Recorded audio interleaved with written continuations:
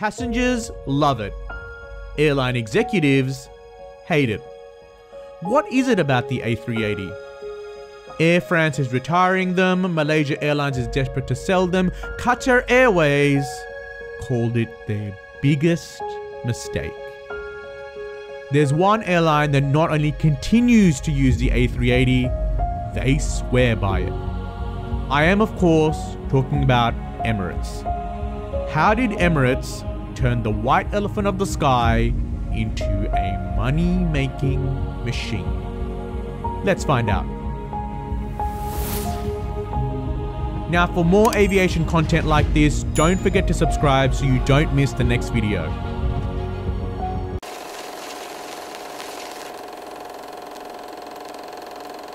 Take a look at this. Could we have 2 carrot juices, please? Certainly, ma'am. Thank you. You're welcome. Cooper, so you want to fly planes when you grow up, huh? Yeah, but this is the best plane, Jen, so I only want to fly this. This thing has so many games and so many movies, it's crazy. Yeah. Hi, madam. Would you like to go back to your seat now? Oh, no, I'm good. Oh, wait, do you think their mom's okay? Oh, she's doing just fine. When I'm a pilot, you'll be able to fly around the world even faster. Well, that's a shame. It's so nice up here.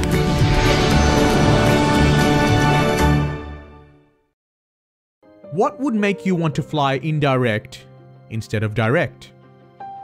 How could Emirates tempt you and many others to fill their massive plane over your local carrier?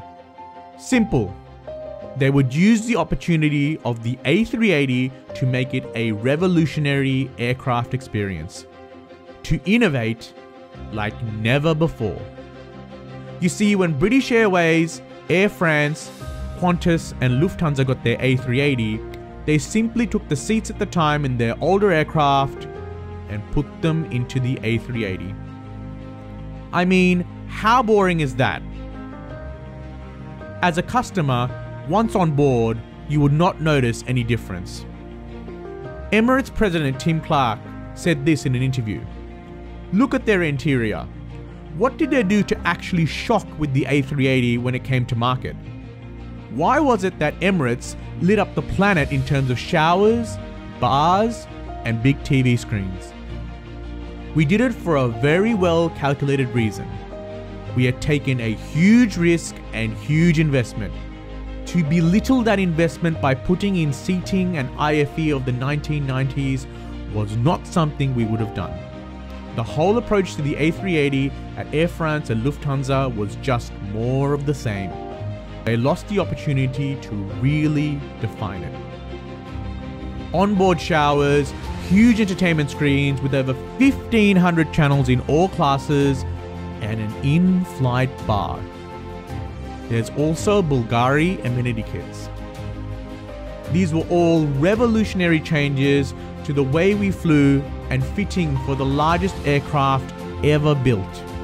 This has and continues to turn heads from people all over the world to think of Emirates for their next flight, even if it means flying indirect through Dubai.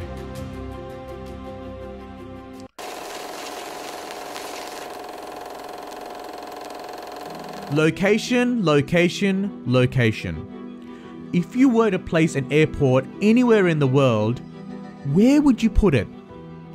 Where would you put your hub? Well, the best place in the world would be in the middle of the world's biggest population centers.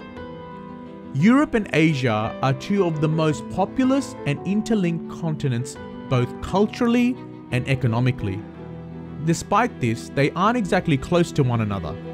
An airport between these two places would be ideal for your hub. There's always going to be millions traveling in between these regions. So where do you put your airport? Here. Dubai is exactly where you need to be. Emirates uses the hub and spoke model, much like the spokes in your bicycle wheel. You see, every Emirates passenger passes through the Dubai hub and then continues onto their final destination. Let's say Emirates operates a full A380 from Sydney to Dubai. Where do you think most of those people are flying to? Well, if you said Dubai, you'd be wrong. The lion's share of passengers will stretch their legs in Dubai and go on to dozens of other destinations. In the same way, Emirates operates 6 daily A380 flights to Heathrow. Why? Because flights from dozens of destinations are feeding into these Heathrow flights via Dubai. You get the idea. In this way, Emirates can get a good load factor on the A380s due to the sheer volume of passengers transiting through Dubai.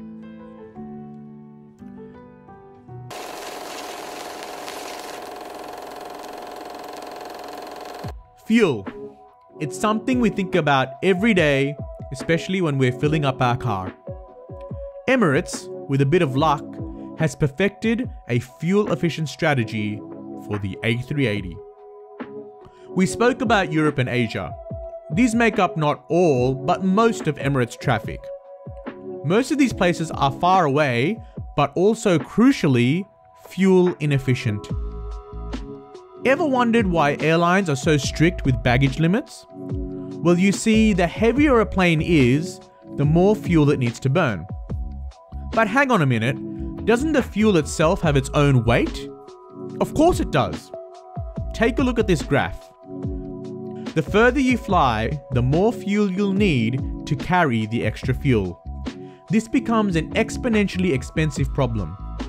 There is a sweet spot of a flight time of around 8 hours where the distance traveled and fuel burn per hour is at its most optimal. Dubai, that perfect location we spoke about, just happens to be 8 hours away from the majority of European and Asian destinations. It is much more fuel efficient to fly Singapore to Dubai and then Dubai to London, rather than Singapore to London direct. This way, Emirates can save on fuel costs.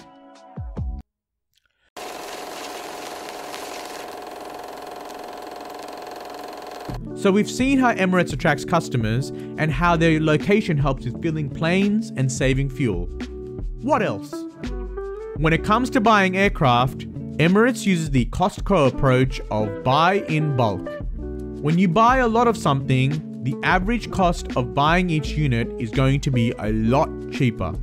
While the A380 is listed at $450 million, Emirates bought 123 of these, and you can bet they got a significant discount from this list price.